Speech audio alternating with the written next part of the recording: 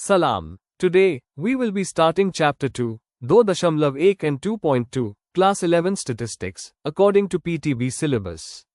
Let's start by looking at the introduction, which is just to be read from the textbook for a better understanding of the chapter overall. 2.2 starts with the concept of classification.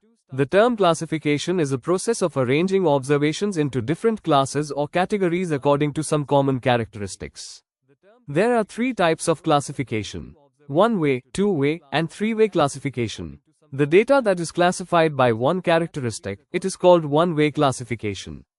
And the data classified by two characteristics is called a two-way classification. Similarly, the data classified by three characteristics is called a three-way classification. Easy to remember, isn't it?